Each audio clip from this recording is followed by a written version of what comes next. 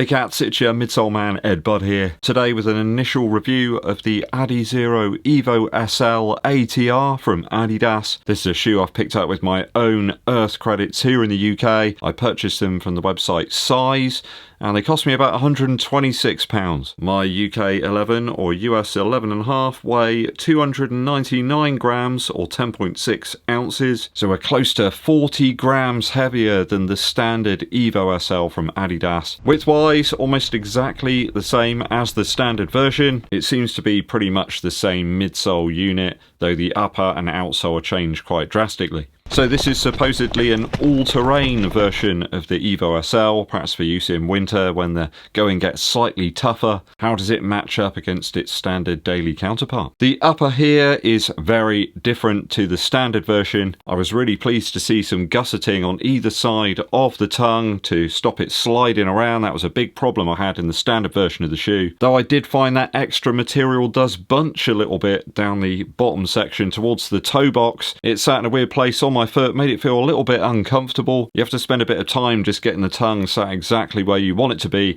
and make use of this pull tab as well at the top of the tongue to make sure it's sat nice and flush across the whole of your foot. Once you've sorted out that though, the upper's pretty comfortable, it has to be said. I think perhaps if you're looking to wear these as a leisure option, they're not as comfortable as the standard version of the EVO SL. The mesh is more trail-like here. It does dry quite quickly actually. I got these absolutely saturated on my second run today. There's a bit more structure around the toe box, certainly. You've got this water repellent section right around the front, and that joins onto this sort of almost rubbery style feel piece, which is right at the front of the toe box to perhaps protect the toes a little bit from tree roots or any other debris that you might meet out on the trails. A few people have mentioned to me that this isn't an out-and-out trail shoe.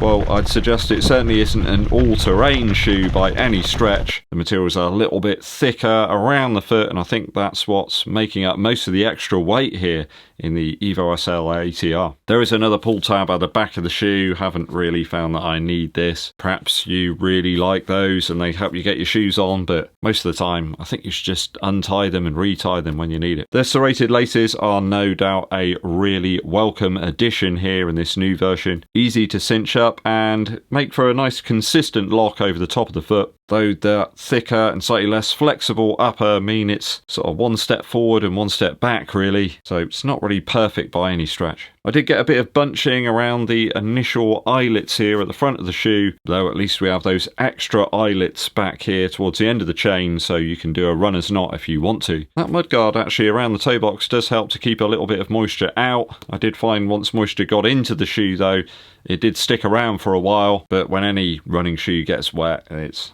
pretty much exactly the same situation. I've always chuckled a bit at these sort of water repellent or resistant uppers on running shoes. Once the water gets in there, only your foot is going to get rid of it. Midsole, midsole, midsole now. So midsole, it's the same as the EVO SL. Let's move on. No, I'm only joking. It's certainly compressive here. It almost feels a little bit softer than the other pair I've got, the standard version. It is inherently quite unstable in the heel. If you had problems with the standard one, then you're probably going to have problems with this one. That lateral curve on the edge here of the heel, a lot of people complain about that, and on the trails, certainly light trails apparently as well. I don't run on heavy trails or technical trails. I found this to be extremely unstable. Just to show you, there's a bit of stone content around here, but when you're on anything else, there's not a lot of grip. The lugs just aren't quite deep enough really, I guess, for proper out and out trail use. And very slippery in fact, and I think the compressive nature of the foam and the compressive nature of the lugs here as they push into that foam really don't help matters. I did find the shoe can move faster if it wants to, certainly on some more consistent surfaces and terrain. It really does move. Kind of feels more like a weatherized EVO SL rather than an out and out trail version. It's got that same responsive feel, though you do feel the extra weight on foot. It doesn't doesn't feel as nimble as the standard version. No doubt this stuff will take a little bit of time to break in so it feels fully like perhaps the standard one. I did measure actually my other pair, and that's flattened out by a couple of mil from when I first reviewed it, so that'll probably happen here and you'll end up with a very slightly wider shoe that's not quite as tall. So you lose the height but you gain the width. If you're a big fan of the Evo SL midsole and you want a weatherized version of it, then you'll be like a pig in mud. But you might not want to go on the mud, because I almost had to cut my run short really. It was absolutely useless on mud, this outsole. So this might be an all-terrain version of the Evo SL, but on slippery mud, absolutely lethal. So be very aware if you pick up a pair of these. It's going to be alright for gravel and stuff like that, but yeah, anything remotely muddy or slippery, I'm putting my life in my hands here. I mean, the lugs at the tallest point are about 2 mil. Once they get wet, I mean, it's even worse then. On harder surfaces, the lugs almost seem to disappear really, because your foot hits the floor and they kind of compress into the Lightstrike Pro. Did feel pretty decent on gravel, so if you're running on that sort of surface all the time, then great. The heel lugs are a little bit more hearty here, but I can't say it was the most assuring of outsoles. On the forest floors, they were okay, but I had to keep going down the gears, especially when I was feeling that slip on toe off. The section at the front here is very malleable. They could have gone, you know, a little bit further perhaps with some extra height, but I think this shoe's very much aimed at being like a early morning or late evening winterized version, and perhaps ATR isn't the best description for it. I did notice somebody commented on my Strava post about this shoe and said it wasn't aimed at the trails, and I think they're right actually, but it's certainly not an all-terrain shoe. On gravel it's okay, dry areas, yeah, no problem, but for those sort of non-technical trails, someone said my trail wasn't even a trail actually at one point, but yeah, it's got like a bog I suppose in certain areas. It was pretty bad. You might get away with the outsole on like a decent park area with some like tarmac paths, but just be really careful on like slippery like leaf areas, any mud patches. In most cases like that, a dedicated trail shoe is going to be way better than the outsole here. No ice to test this one on at all. We did have some very cold temperatures earlier in the week, but it's just back to standard rain now. Value wise, 126 notes. I think it's alright actually at that sort of price. It's round about the same as the Evo SL. If you're going to be doing lots of running, perhaps on some wet pavements and concrete, you're gonna love this one. It is a little bit heavier than the standard version, but I think it actually makes up for it with some decent protection here around the front of the foot, and the mesh seems to dry out reasonably quickly once you get them back home. Gotta say, I kind of like the looks of this one as well. Aesthetically, it's a great looking shoe. It's going to come in handy over the winter months for sure.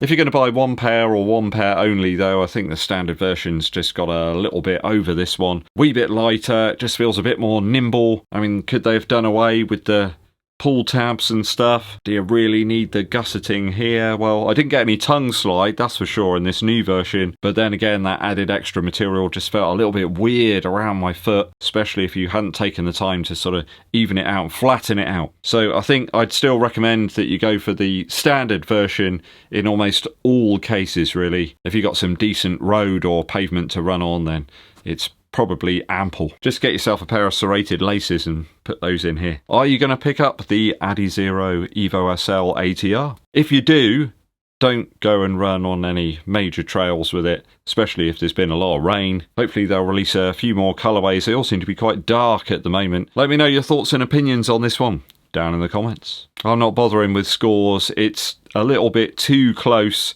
to the Evo SL to make it all that meaningful, I think. It's just like another flavour. It's kind of like if I reviewed a pizza and then added a couple of ingredients to it or something. It's just a bit weird to do that. Hope you understand. Quick musical interlude for you. I don't know if you noticed on Strava, but we got our Christmas tree up. We've had it up for a while actually, because we've got a small Christmas enthusiast in our house who does Santa like every single day. We have to sit there like in the dark and then he comes around and delivers presents and stuff. It's pretty wild. Been listening to all the Christmas tunes to get in the mood, and to be honest with you, I'd quite like it if it was Christmas every day, because I love Christmas too. I'm not afraid to say that. I know some people out there are a bit cynical about all that sort of stuff, but you know, I've been watching A Christmas Story, National Lampoon's Christmas Vacation. Look kids, a deer. But I've also been listening to the Brian Setzer Orchestra, their fantastic version of Angels We Have Heard on High. This is absolutely beautiful. The strings, the brass, the wonderful roar of Brian's Gretsch guitar. It's got everything. It's kind of like a show tune, but rock and roll all mixed together, and it just gives you that wonderful Christmas feeling. It's boombastic, you know, it's over the top, but what's wrong with that, hey? It's from the album Dig That Crazy Christmas. Go and check it out, the Brian Setzer Orchestra. You won't be disappointed. Maybe you can ask Santa for a copy for Christmas, you never know. Hit that subscribe button and give this video a thumbs up like. Also help to hype the video by going to the comments and scrolling to the left, and you should be able to find this hype button to get it out to more runners, and that's what we need, people. My name's EddBUD, and I'll be seeing you.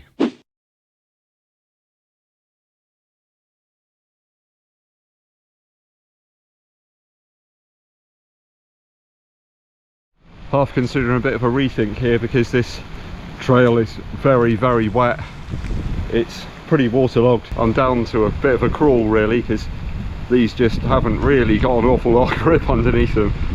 Where there's a bit of stony content to the ground, it's a little bit better, and this section of the trail isn't quite so bad.